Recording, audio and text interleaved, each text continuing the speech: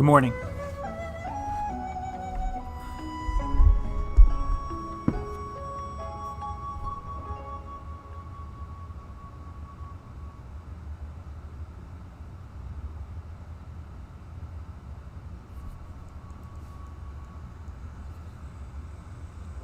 How's it going? Everyone good? The 6 people watching. Ryan, James, Christian. How's it going? The legend. Who's the legend again? I forget. I'm an old man. Old men forget. Oh, Alex. Alex. The greatest internet in the world. Alex. Good to see you, Alex. So today we're learning about Watergate. Watergate. Yeah. Echo? I have an echo? It's because my audio is on the phone. I'll lower it. Echo should be gone. Is the echo gone? Ryan, echo should be gone. Let me know. Let me know. Let me know. You still haven't let me know yet. Yeah, see? Told you. Let's make sure everything works before we get started. We have our...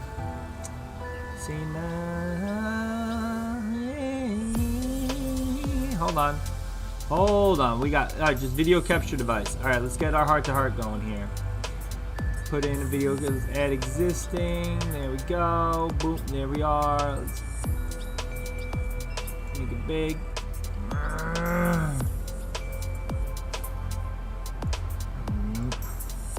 Bigger. It's gotta be bigger. It's the heart-to-heart. There we go. Heart-to-heart's ready to go. How's the music? What's it sound like?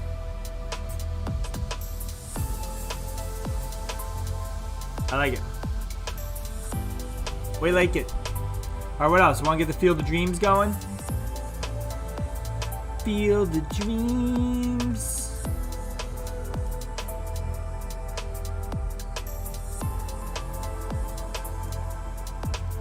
Make me small in this one. Put me back here.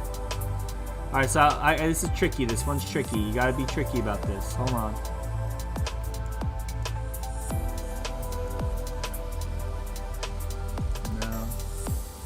No. No. No.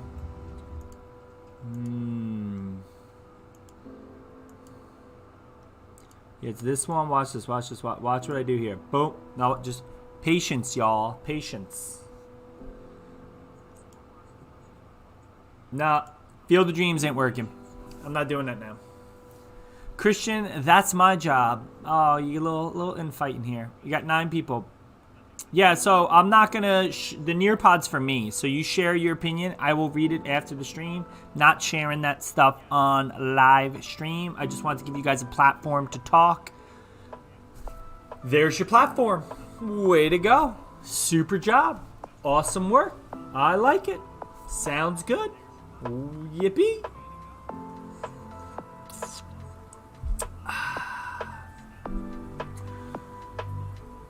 You guys want to get started? I guess we should get started. Yeah? Alright, here we go. Let's get started. What music I got? Alright, we're gonna hush the music down.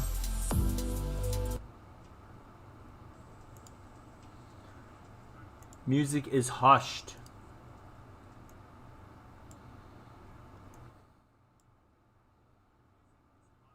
Alright, here we go. So appalling to me is that the president, when this whole idea was suggested to him, didn't in righteous indignation rise up and say, get out of here, you're in the office of the President of the United States. How can you talk about blackmail and bribery and keeping witnesses silent? In mid-1971, the Pentagon Papers were leaked. That report proved that administrations from Truman to Johnson had intentionally expanded their Vietnam War efforts, in contrast to what the public was told. The Nixon administration then panicked and formed a covert group to halt leaks. Nixon advisor John Ehrlichman assembled the White House plumbers and included former CIA agent E. Howard Hunt and former FBI agent G. Gordon Liddy. Soon, the president's political rivals were recorded on Nixon's enemies list. Politicians, journalists, and even Hollywood actors Nixon feared could stop his re-election were included, and were harassed by the administration with tax audits, legal action, and more. Prior to the 1972 election, the Republicans created a Committee for the Re-election of the President, or CRP. John Mitchell stepped down as Attorney General to chair that committee. The CRP used questionable and illegal means to achieve their goal. For example, Mitchell kept a slush fund to subsidize information gathering on the Democrats. Ultimately, a plan was approved to bug and steal information from the Democratic National Committee headquarters at the Watergate Hotel. Let's go over this information here. Let's go over this information here, right? So that's Watergate in a nutshell, right? I want to show that clip just to kind of, if you didn't watch it, go back and watch it. But I want to show you guys like how it led up to the point where Richard Nixon and the Republicans during that time definitely wanted to do almost anything they could to get reelected. It was like win at all costs mentality. And that's kind of what you just saw there. You know, they created a committee that was designed to do what they had to do to get Nixon reelected. And one of the things, it didn't matter if it was legal or illegal, right? Because it wasn't Richard Nixon doing it. It was this separate committee. So they could break the law, so to speak, and it wouldn't necessarily come back to Nixon. And what happened is they went too far. They approved a plan to actually hire people to break in to break into the Watergate. And no, James, not that my knowledge, Obama is not caught up in a Watergate type scandal. So, you know, once those guys broke into the Democratic headquarters committee at the Watergate Hotel in Washington, D.C., what ended up happening is they got arrested, they got caught, which, you know, that's always the problem when you get caught. And then they basically ratted out their superiors. They said that they were hired by this committee, and this committee was to, force Richard Nixon's reelection, again, which wasn't a big deal. But what happened is, ultimately, it started to get back to Richard Nixon. And when Congress asked for, because in the White House, they record all their conversations. When Congress asked for the recordings, Richard Nixon said no, he couldn't give them up because there was top secret information on them. But when they said, no, you have to give it to us, right? The Supreme Court basically said, Mr. President, you have to give them the recordings. Nixon resigned the next day. And there, in a nutshell, is the Watergate scandal. Now, I'm not saying Obama is not part of some type of scandal, but in no way is it at the level of Watergate in the officialness.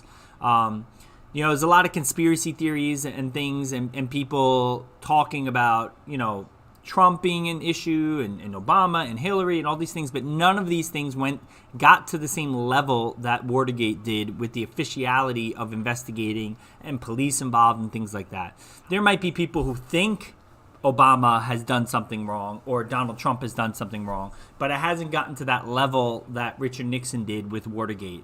And I'm just going to keep it official, and that's all I have to say on that. It's very important that we separate in modern news with social media and Twitter and Facebook and the news cycle with CNN and MSNBC and Fox News and all of them having an agenda. It's very easy for us to just hear people say things and be like, oh, that's true, when the fact of the matter is we have to think about official, like what's official, and officially Obama has never been charged with anything, right? Donald Trump, outside the impeachment trial, which he was pretty much acquitted for, right? He's never been charged with anything. And so these are just people talking blah, blah, blah, okay? And it's important you know that. All right, so let's go into, I have a little thing here. Make sure I'm not big enough. There we go. All right, so which political party does the elephant seen here represent? All elephants represent a specific political party, and that political party, of course, is the Republicans. Does anyone know, post in chat if anyone knows what animal represents the Democrats?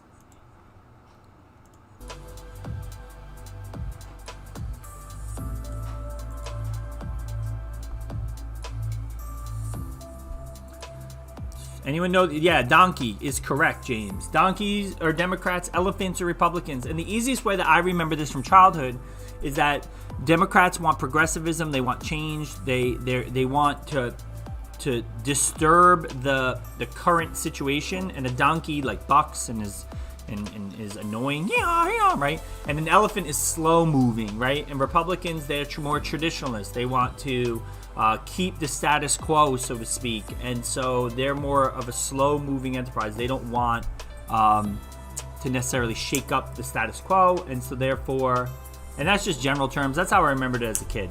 What is he listening to? Well, he's listening to the Nixon credibility tapes. And what do you think the caption, "It's been erased," means?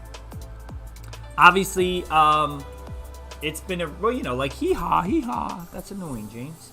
It's been erased means like the credibility, right? The honesty of Richard Nixon's been erased because he's been caught. One of the big things that started all of Watergate were the Federalist Papers. And the Federalist Papers were government papers that were leaked out and showed that not Nixon, but presidential campaigns and presidential administrations like the Kennedy administration and the Lyndon B. Johnson administration had openly lied to the American people. And so that made the American people very nervous and that Richard Nixon was doing the same. And that's kind of what started it all.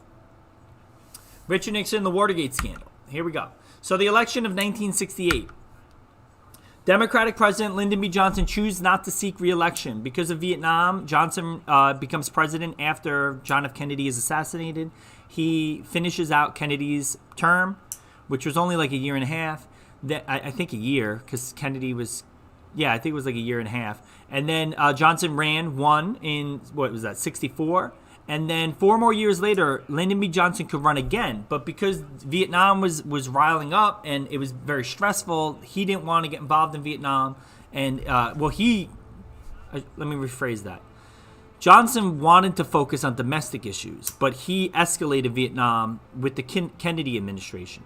He was so upset that he did that he didn't want to deal with Vietnam, and so he chose not to run for re-election, leading the door to Richard Nixon.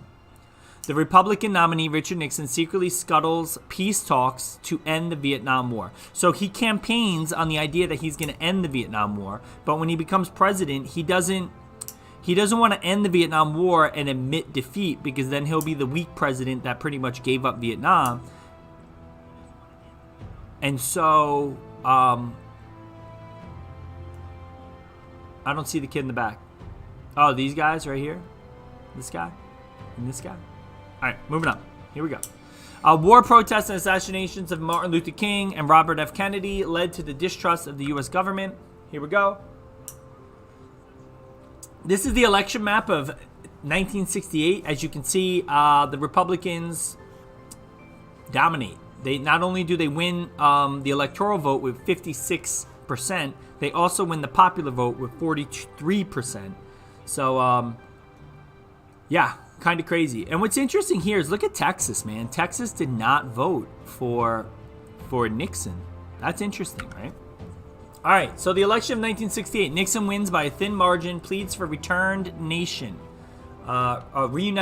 Sorry, he wants to reunite the nation after Vietnam. Remember, we're all upset over the Vietnam War. The election reveals a backlash against liberal movements and the Democratic Party. Nixon proclaims the support of the silent majority, white conservatives, not part of any protest movements. Which, by the way, the silent majority is a real thing, guys. You might hear online everyone complains, even the protesters with this George Floyd thing. For every protester on the streets, how many thousands of people are home not protesting? And so it's just important to always kind of keep in mind the silent majority. Who is Richard Nixon? He's a Cold War warrior.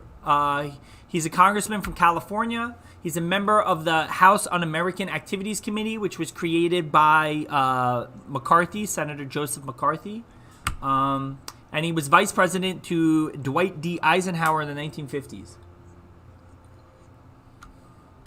He should have been president right after Eisenhower, but John F. Kennedy came and took the excitement of America, and everyone voted for John F. Kennedy.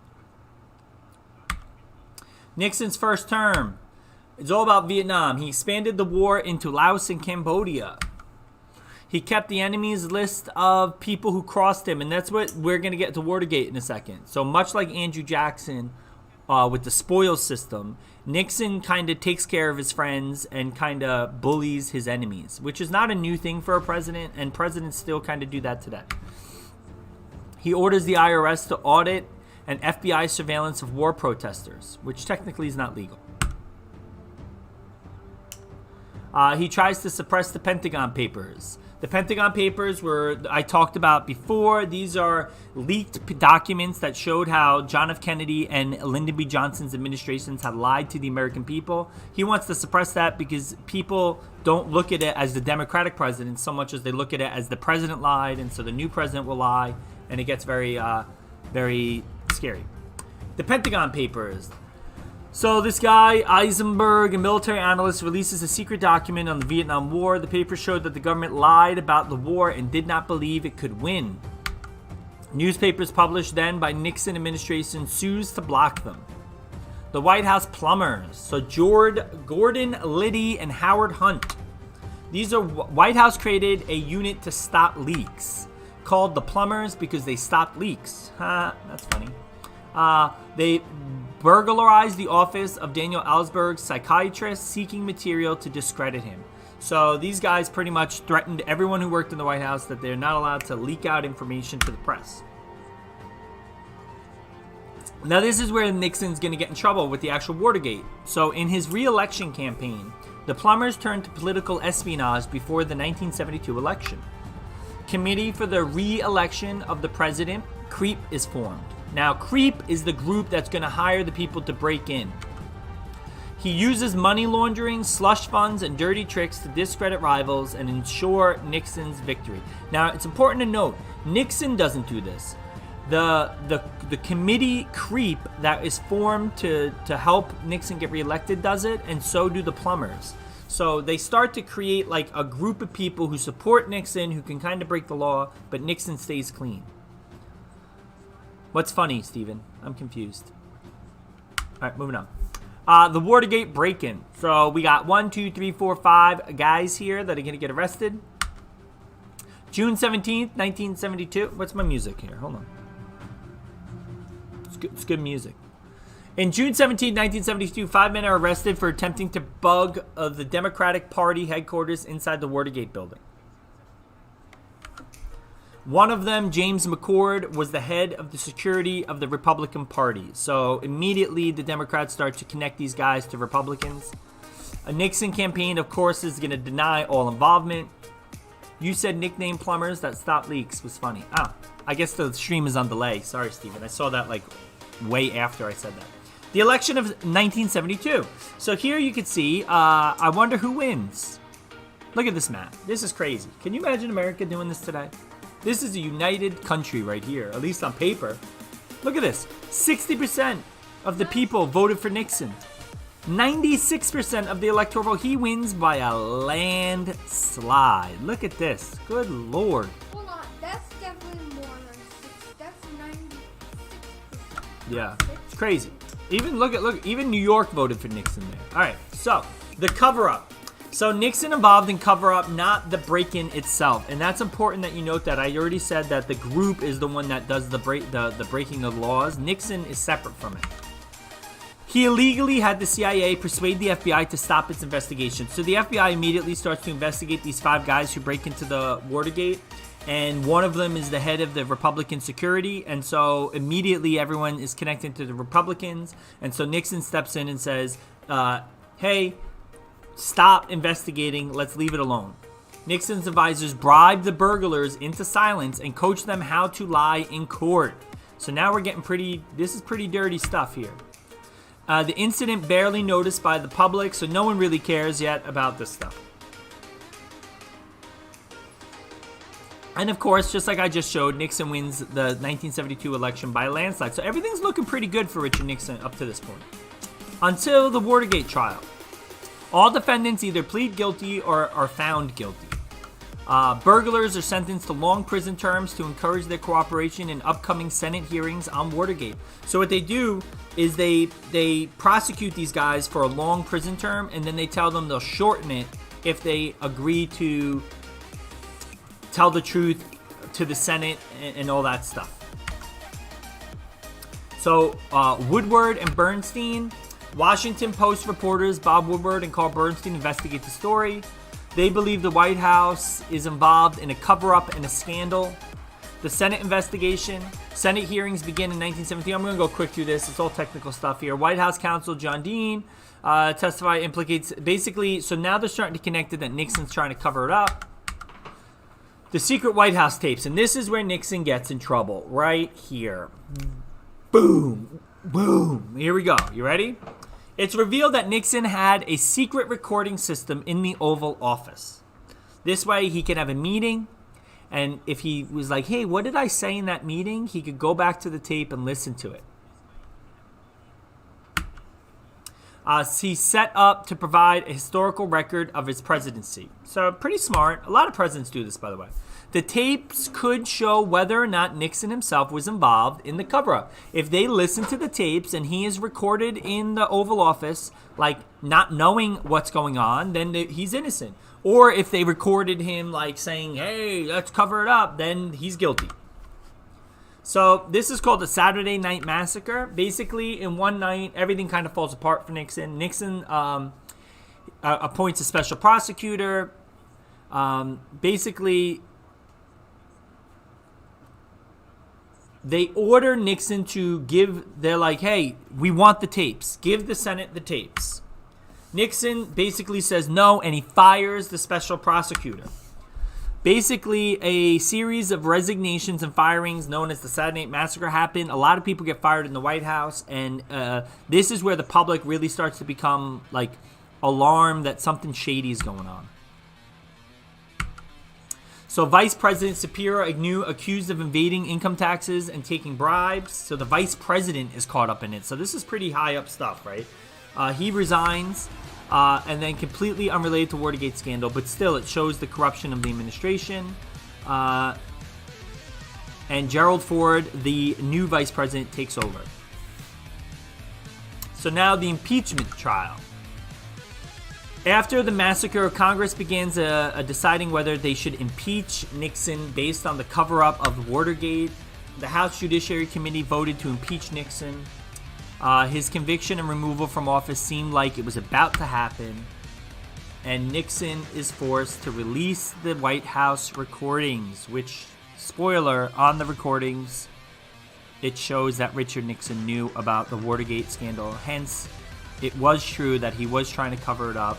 It is illegal, and Nixon knew that he was going to be impeached and in trouble. And so Richard Nixon resigns. On August 5th, 1974, Nixon released the White House tapes with an 18-and-a-half-minute gap, and he resigns as President of the United States. And he is the first and only president in United States history to resign in the middle of his presidency. We've had presidents like Lyndon B. Johnson who chose not to rerun, but they finish out their term. Nixon is the only president we've ever had that actually resigned in the middle of the presidency. So pretty big deal. And let's be honest, he only resigns because he knows he was caught. He was caught red-handed, and he knew he was going to get in trouble, and so he opted to resign rather than be dragged to court and, and made to look bad. And Gerald Ford is sworn in as president.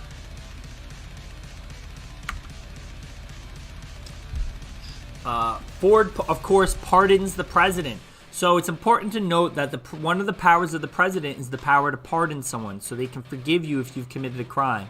And so the plan with Richard Nixon and Gerald Ford is that Nixon will resign, Gerald Ford will become president, and then one of the first things he does is he pardons Nixon. So now they can't continue the investigation because even if Nixon was proven guilty, he is automatically innocent because the president has pardoned him. And Gerald Ford gets what he wants because Gerald Ford now is the president of the United States. So it was kind of a shady deal, but it was legal and it's allowed. So that's important to note. Over 30 other government officials do go to prison, though. And the two reporters who investigated and kind of started this whole thing, they win the Pulitzer Prize.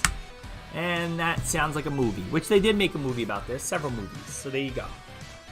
And, of course, deep distrust of politicians exists forever, all the way to today. Did you know that, Jay? People don't trust, which is one of the reasons I think why Donald Trump was elected president, right? Because people don't trust the old-fashioned politician, so they wanted something new. And there you go. There is your Watergate lesson. All right, so I have my Nearpod is up. So there you go. I'm gonna read that after. I'm not gonna read that right now. I just thought it was something that I should give you guys a chance. I'll read it privately, and maybe I'll share some good thoughts I have tomorrow. But I'm not gonna share anything open because again, I don't want to fight. It's too new. It's crazy. Even my wife yesterday was like, I wouldn't talk about that topic. You're going to get yourself in trouble. And I said, I'm not giving any opinions. I just need to educate you as my job as a social studies teacher. How's the music? That was crazy. All right. So that's it for today, guys. Since the nice question for Mr. Shower's Daily Check-In. Oh, okay. Well, I have this. That's it. There's no question of the day today because the question of the day yesterday is for Monday, Tuesday. The new question of the day will be tomorrow, so be aware of that. And that's it. Short lesson today. I hope you guys have a chance to get on that Nearpod and give me your opinion. I will read that the moment I end the stream. And that's it. So that's it, guys. I'm going to leave now. It's over. Dad? Yeah. There's just one problem. What's the problem? You know that you're making credits tomorrow, right? Credits? Yeah. What are you talking about? Well, you gotta have.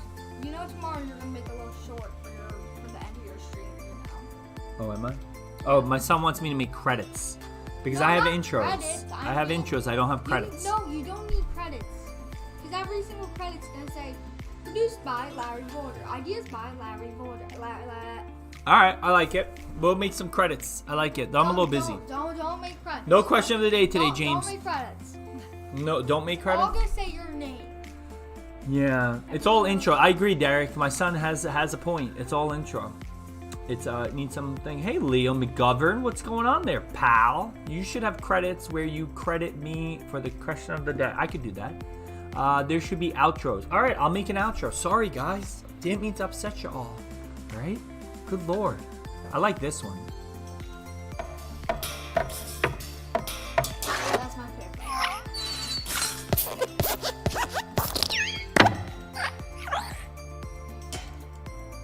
I like that one. Me too. Dude, you know what you should do for And then, of course, my fave. You ready from the fave? Here we go. Fave isn't even a word.